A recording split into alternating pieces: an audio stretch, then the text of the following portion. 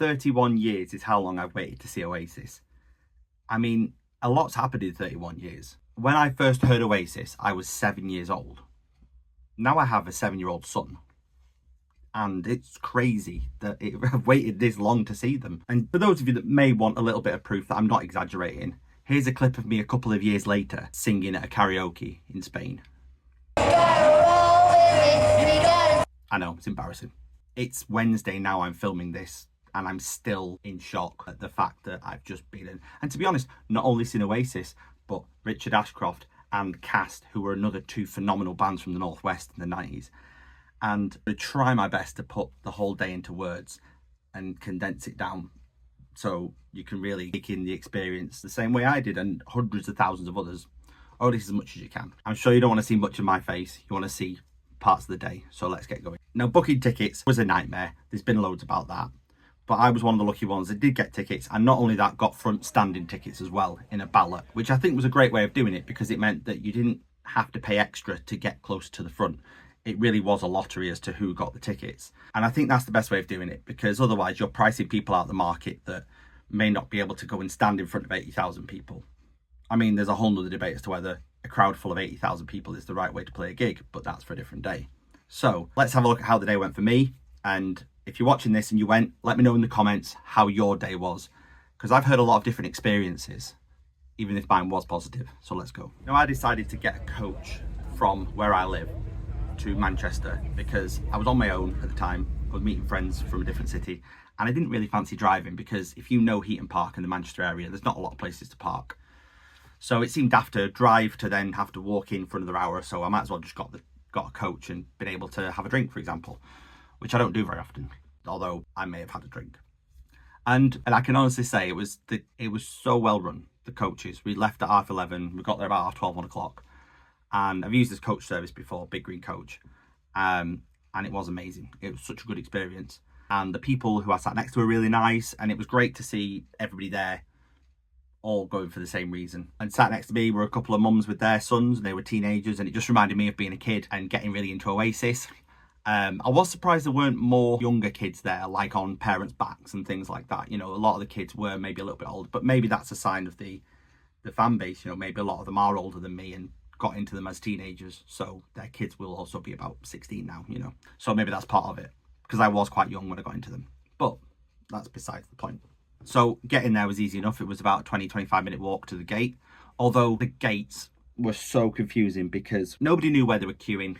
And if you'd got the coaches or the shuttle bus, you had to queue in a different gate to everybody else if you were going to the front standing area, as opposed to just the north gate, which was very confusing because nobody had a clue what, I don't even think the stewards knew which queue we were supposed to be in. But fortunately for many of us, we managed to work it out. And a couple of hours later, after meeting some amazing people, we got in. Now, another thing that stood out for me was how international the crowd was. I was speaking in the crowd to people from Norway. There was somebody from the Netherlands, France, Italy, Spain. I did see other people in the crowd from, I think there was somebody from Japan there. There was somebody from New York in the queue near us as well. So it really, really was an eclectic mix of people who'd come over to watch this special event. And I imagine that obviously translates, if you think that's probably a small vicinity of 100 people in a queue around me, 100,000 people, there's a lot more than that. So I really loved how international it was. And I was lucky enough to get front standing. So the view you will see is amazing. As I'm going to explain in a second, I didn't choose to stand there, but there's a good reason for that. So I got really lucky and I'm in front standing. But it does mean that I'm separated from my friends because I got here really early. So I feel a bit bad about that. And I'm going to be on my own all day, but I guess we just have to make the most of it. Not complaining, but at the same time, I haven't seen my friends for years. So it would have been nice to have been able to hang out with them and share that moment with them.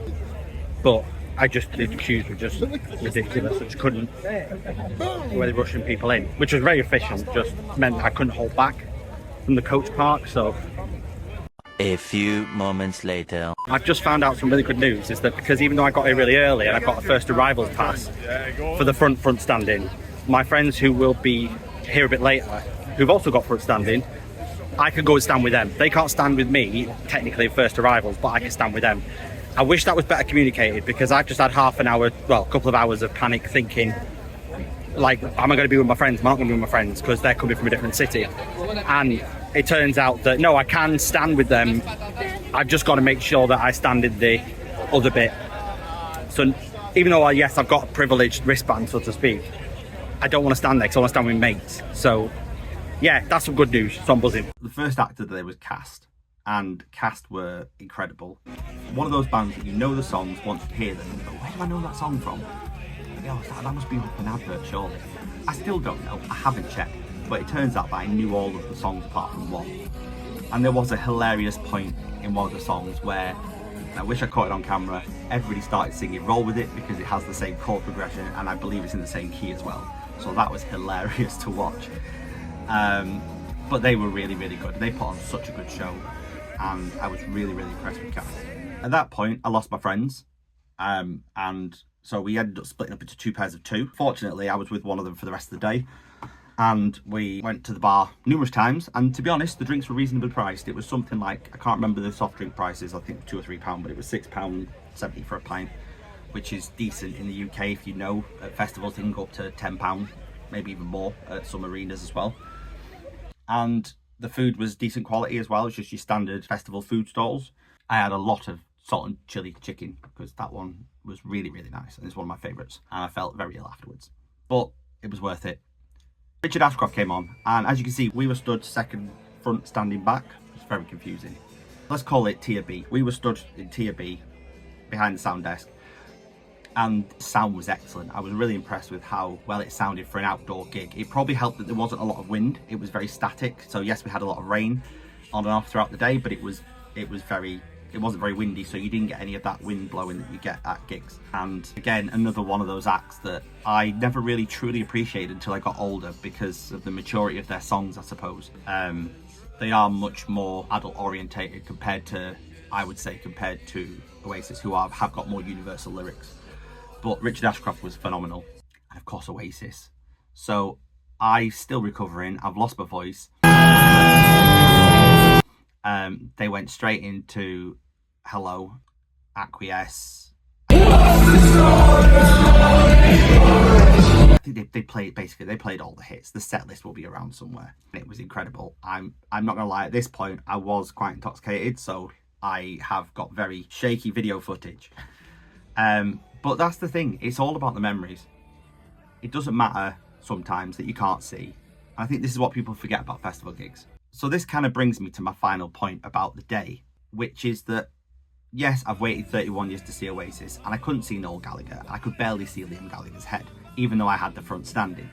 So you might be thinking, well, that's a rip-off. Why? What's the point in that?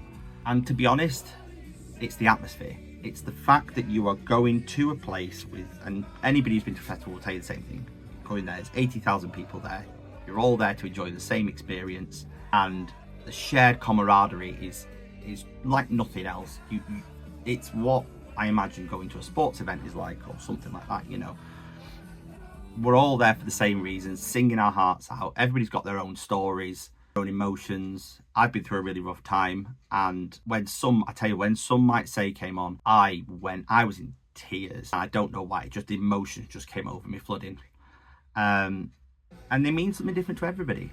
You know, that's the great thing about Oasis, is that for me, Oasis were the first rock band I really got into, even earlier than the Manics, who are my favourite, and really inspired a lot of my songwriting because of how easy the songs are to play on guitar. Noel's a phenomenal lyricist as well. They really, really meant a lot to me, and I think maybe I took them for granted. I think maybe Oasis were one of those bands that I took for granted. I thought when I was younger, maybe I didn't want to see them live because they wouldn't have been as heavy as some of the other bands that I'd seen. But you forget how rocky they are. And their new drummer, Joey, is incredible. I know he's at the moment just a session drummer, but he was amazing. He's much more of a rock drummer than White is the other ones, I think. So I think personally, let me know in the comments what you think on that. But I think he's a brilliant drummer. I wish I could play more of the audio, but I know that the copyright claims are going to be left, right and centre on this channel, and I'm trying to avoid that at the moment. So if I can find a way of posting videos without that, great. if I have to do some fiddling around, then so be it. But thank you for watching this review. I would absolutely 100% rate them. If you have any comments about your own experiences or bands like Oasis that you have seen, let me know, drop them in the comments. And most people who watch this channel are not subscribed. So if you're one of the 98% people that are not subscribed to this channel, please, I appreciate it. If you've got this far, hit the little subscribe button. It means a lot to me, and I will do my best to get more videos out there, more reactions, more reviews, and more commentary and thoughts. Thank you for watching. There will be some more videos around somewhere, and stay tuned for the next one. Thank you.